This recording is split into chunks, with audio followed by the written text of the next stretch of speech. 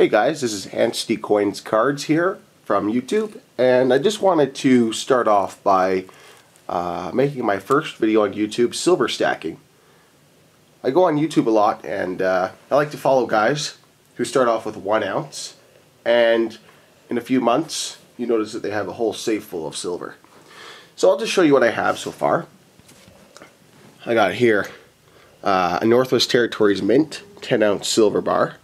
Really shiny. I know it could tarnish because I don't have it in a plastic sleeve. On the back it just says NWT Mint, Northwest Territories Mint. It's really awesome. That's just 10 ounces right there. I also have another 10-ounce bar.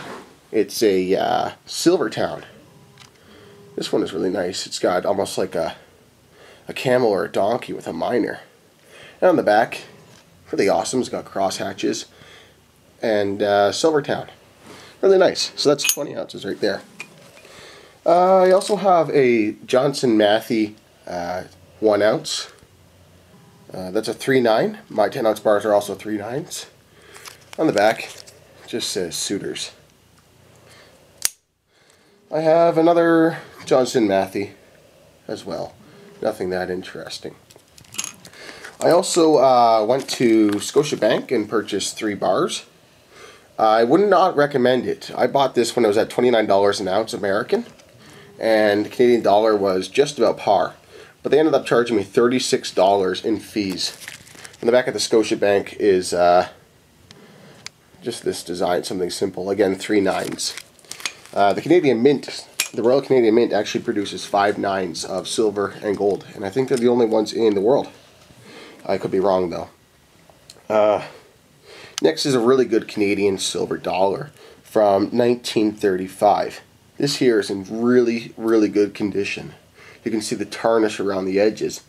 It was actually given to me by one of my father's friends, and it's really crisp looking. The book value on this in this condition is about $42. It's 80% silver, and it weighs 23.3 grams.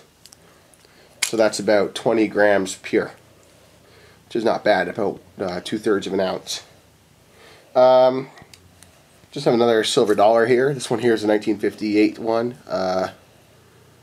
This one here is quite common. It's not worth very much, just silver value. British Columbia. On the back you have the Queen. It's an alright condition. I just sell it at silver value. It's 80% silver again at 23.3 grams. So again, just about 2/3 of an ounce pure.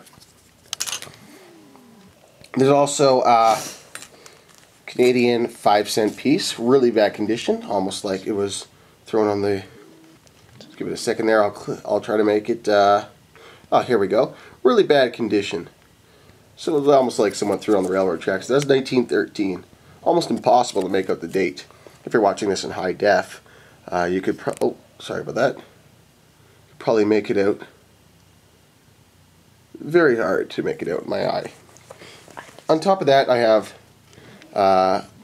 this here is a British 1 crown coin from 1819. And the reason why I love this coin, and on the edges there's actually writing as well, is Latin. I'm not quite sure what it means. If you do know what it means, please comment in the links below. The reason why I really love this coin is because it was.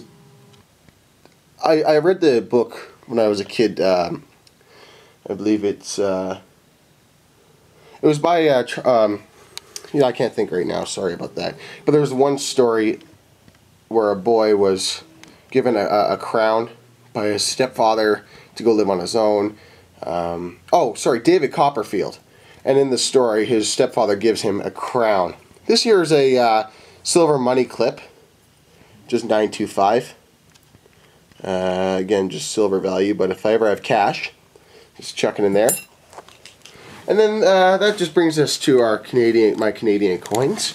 I still have more on the way. But again, going back to the story of David Copperfield, the book was written in 1820, and this crown was from 1819. So if the story was real, you know, it'd just be cool because the character could have touched it. And a crown back in 1819 is a lot of money. Alright, so here's some of my Canadian coins. I have mainly quarters. I just bought these coins on Thursday because I noticed silver did a little bit of a dance. So I have here 21 quarters, 20 of which are 66 and before, so they're 80%. And I have one here that is 1968, if you can find it, which is only 50% silver.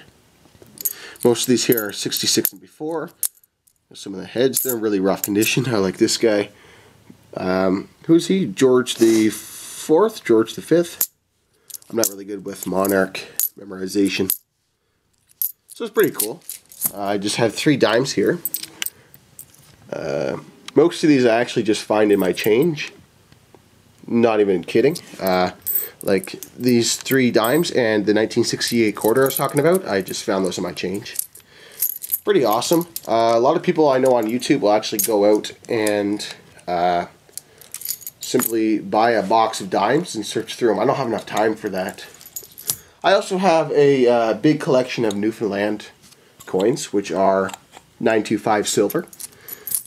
But because I don't have them on me right now, I'll have to save them for my next video or anytime soon. Newfoundland coins are worth a lot of, they're not worth a lot of money, but they are very popular because tourists love to go to Newfoundland, especially Americans. Long story to that, a long history, but when they go, they like to buy old silver Newfoundland coins, and sometimes it raises the value. There was just a coin auction last week where they're selling large bundles, and a lot of bids on that.